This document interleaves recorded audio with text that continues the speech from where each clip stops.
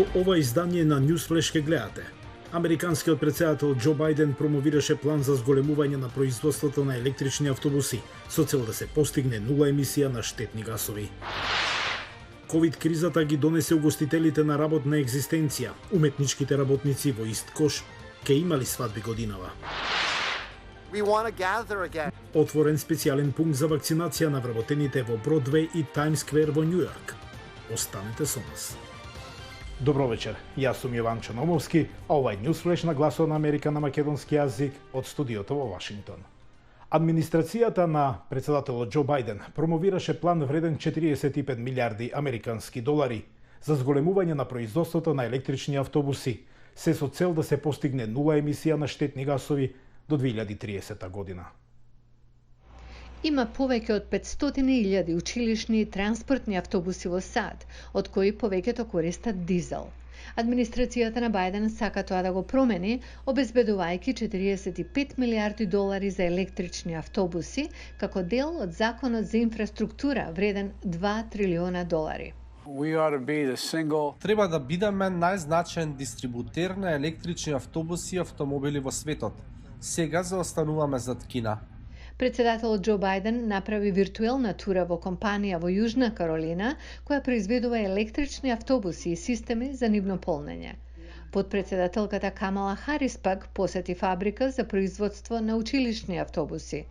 Двајцата ја истакнаа целта сите автобуси произведени во Америка да имаат нула емисија на гасови до 2030-та.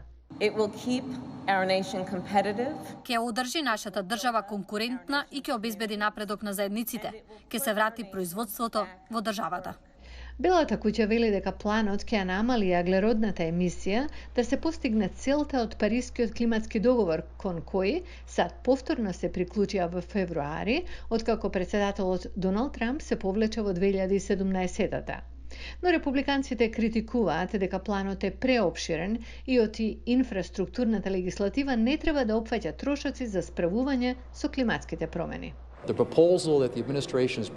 Предлогот на администрацијата предвидува повеќе пари за електрични автомобили отколку за мостови, патишта, пристаништа и аеродроми заедно. Администрацијата се обидува да обезбеди републиканска поддршка делумно преку поврзување на инфраструктурните инвестиции со Кина.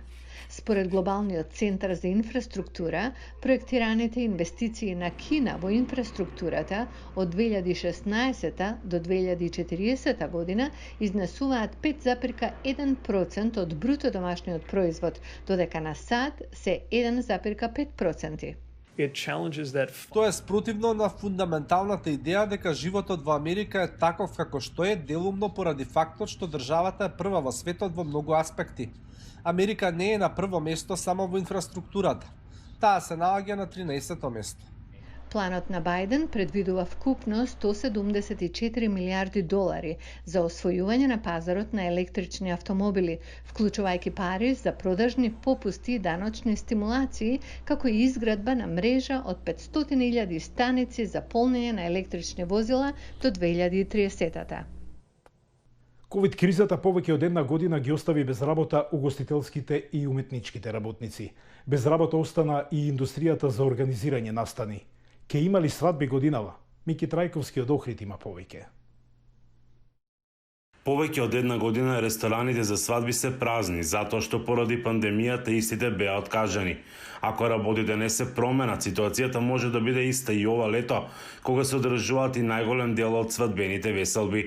Ана Јанчева, менаџер на струшкиот хотел Дрим, вели дека само во нивниот објект минатото лето биле откажани 100 свадби, кои биле презакажани за годинава, но и тие се ставени на чекање. Ќе биде голем удар за нас ако повторно оваа година не може да се одржат свадби.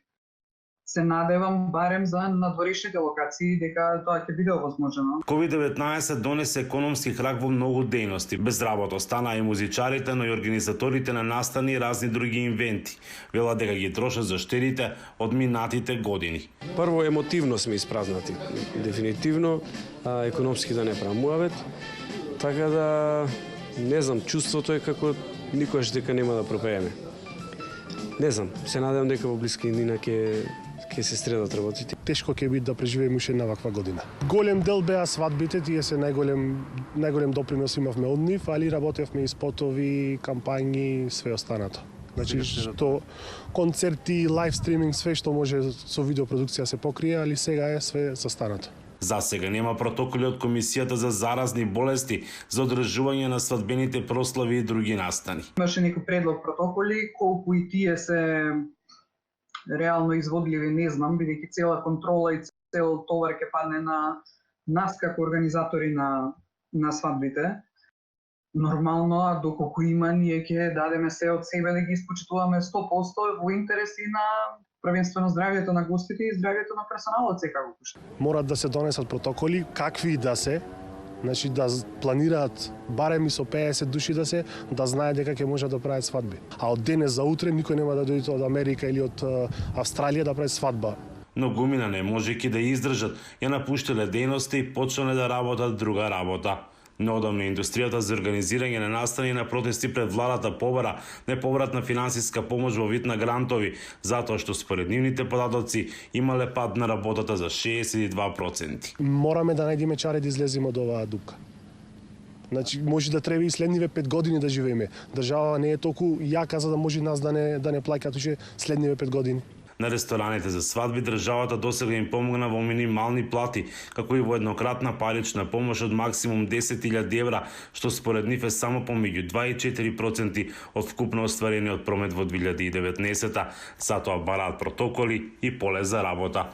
Од Охрид за Гласот на Америка, Мики Трајковски. А кога сме кај уметниците? Во Њујорк отворен специјален пункт за вакцинација на уметничките работници на Бродвеј и Тајмсквер.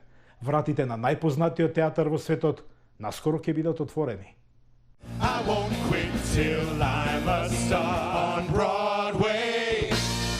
Актери од мюзиклот Джерси Бойс настапија пред публика на Тајмсквер. Носејќи штитови на лицето, со мини шоу беше означен почетокот на процесот на вакцинација за работниците на Бродвеј. Да треба да се подготвуваш со незнаен крај беше нешто како психички, физички и емоционално предизвикувачки. Кога театрите во Бродвеј се затворија во март 2020 година, градот изгуби околу 14 милиарди долари приход од Бродвеј и остави над 100.000 луѓе без работа. Најважното за овој град, театарот, музиката, танцот, филмот и телевизијата.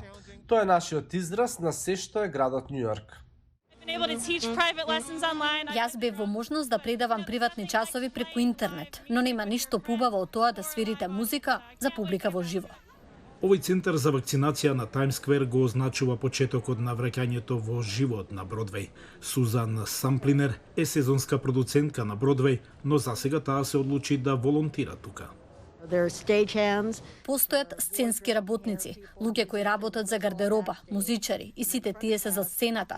Пред театарот имате портиери, хигиеничари, многу други работници. Во основа на голем мюзикал може да има дури 200 луѓе кои работат на една представа. Центарот е опремен да вакцинира до 1500 лица на ден. Колку повеќе изведувачи и сценографи се вакцинираат, толку побрзо Бродвеј ќе се врати во живот. И тоа не е само Бродвеј, туку и блиските хотели и ресторани и продавници. Ние сакаме да се собереме повторно и сакаме да раскажуваме приказни. Не можеме да го сториме тоа ако не се чувствуваме безбедно и ако вие не се чувствувате безбедно. Значи првиот чекор во тој процес е добивање вакцина. Театрите се надеваат дека повторно ќе ги отворат своите врати до септември и ќе започнат со бавниот процес на лекување, придружуван, како и се тука, со музика и танцување. Тоа беше се за денес. За повеќе информации следете не на социјалните мрежи. Имајте пријатна вечер.